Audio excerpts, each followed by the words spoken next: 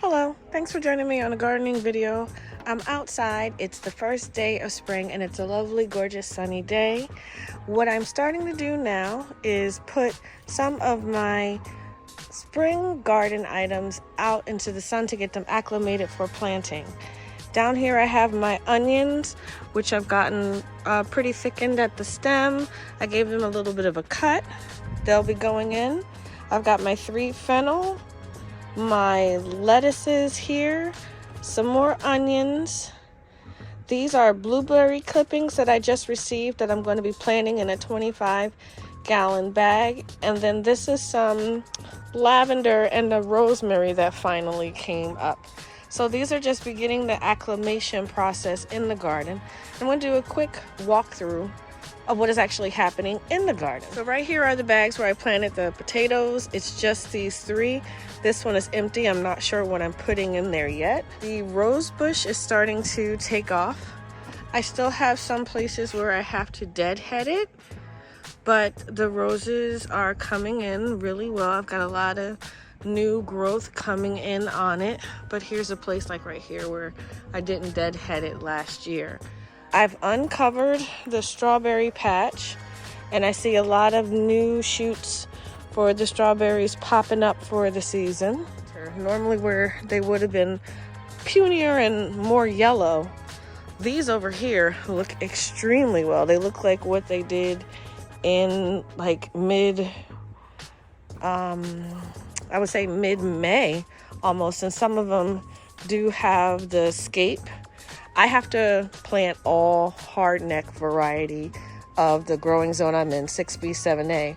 So some even are beginning to grow their scapes on them.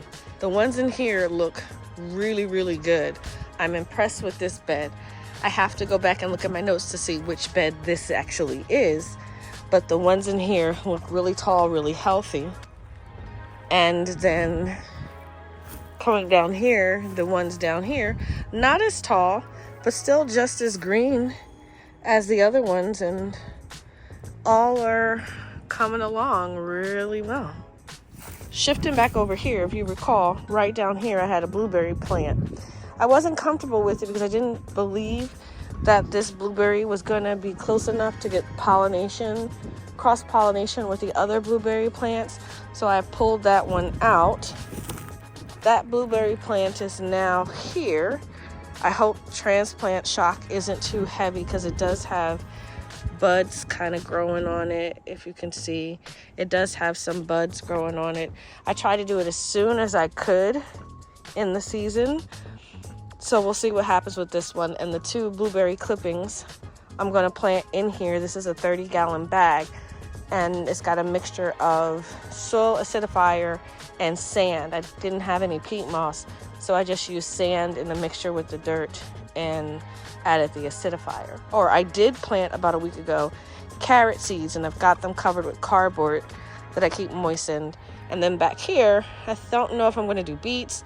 I don't know if I'm going to do lettuces, but what's all covered is going to be where I do my spring crop to keep the frost off of them. I've got these frost covers, and that's where it's going to be.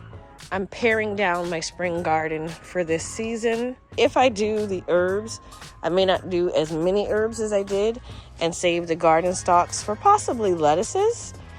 Some of these, I do have a lot of lettuce starts, so I might use these towers for lettuces in the beginning.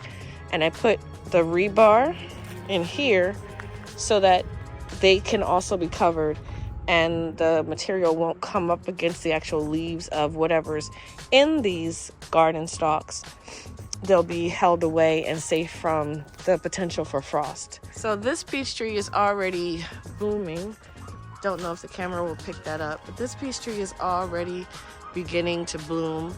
I did give the trees their first early spring fertilizing and put some straw around. I'll be getting mulch. This one hasn't begun to bloom as much, but it is blooming. It's got a lot of nice budding on it as well. There's a lot more buds on this tree than I've seen, and I plan to be more aware of the freeze warnings in my area, so I can cover these as well, so I won't lose all of my fruit before the season even begins. A couple days after filming the garden tour on March 24th, I decided to take advantage of the warming weather and plant out the round beds that are new to the garden. I just got them at the end of the last growing season. I couldn't remember if I had amended my beds, so I put some blood meal and some bone meal into the beds before putting in some of the lettuces.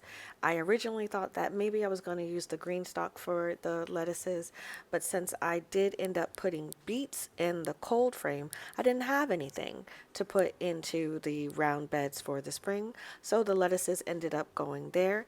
I had them in smaller cells for transplant and they built up a good root system. And last year when I had lettuces, I kept my lettuces covered the whole time that they were in the ground. I didn't want to chance any of the cabbage moth or the any other slugs or anything getting onto the lettuce, so I cover these with a freeze cloth, and that worked out for me really well last year. I had some really beautiful lettuce that ended up growing, and I typically don't have success with lettuce. So I'm doing the same thing over again, spreading out a good layer of mulch underneath and then covering everything with a frost cover. I like these frost covers. I got them from Amazon. They do allow for water to get through, but they do protect against the frost pretty well. So I added additional frost covers for this season. I also discussed the blueberry clippings that I had received. So I am putting the two clippings in the same pot as the existing one. These are actually pink lemonade blueberries that I selected specifically because I wanted different color blueberries in the garden along with the regular blue-purple berries. And then I also planted the fennel. Now I'm not quite sure what I'm doing with fennel. This is my first season planting fennel ever. So I just didn't cover the crown, kind of like what you do with strawberries. Unsure if this is the right way to plant them, but that is what I did with them, and I'm hoping for the best. And then I went ahead and planted some onions in grow bags. I didn't have any plan for these grow bags, and at the end of April, mid-May, I'll be planting tomatoes in the garden bed behind this. So I didn't want to plant something that was going to get large and bushy and block out the sun when the tomato plants were small. I wanted something that I could move around so that they didn't cast a shadow or block the sun, and putting the onions in the grow bag really works out.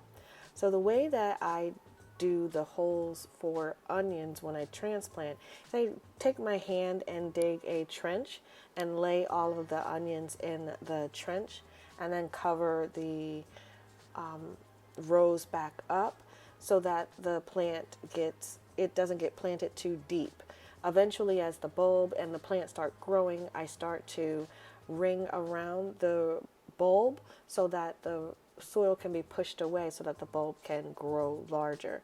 So I did overpack this, and I do it purposefully because I do also harvest young onions for green onions for different soups and stews that I make, and leave behind a few to get up to size. So there was a clothing change. About 2 days later, I went back and finished up planting the onions. This first raised bed next to the strawberries has always been designated as the onion bed for this season. So on either side of the fennel, I am planting onions. I mixed up some potting soil or raised bed soil, the worm castings that I had accessible, and some perlite so that it wasn't too compacted, and added some level of soil to the bed. From last year, it did sink down because I had done that layer of leaves on top of this bed. I did a lot of green material, and it had sunken down pretty well. So I filled it up on this bed, and I don't always top off my beds, but this one needed it. I'm doing that same trenching method with the onions that I did in the grow bags, and I'm going to do the same process with backfilling them, and then as the bulbs grow, I will be making sure that the soil isn't compacting it. And that's it for this video. Thank you so much for sticking to the end for my garden updates outdoor. If you enjoy the content, please like and subscribe. And as always, thank you so much for watching.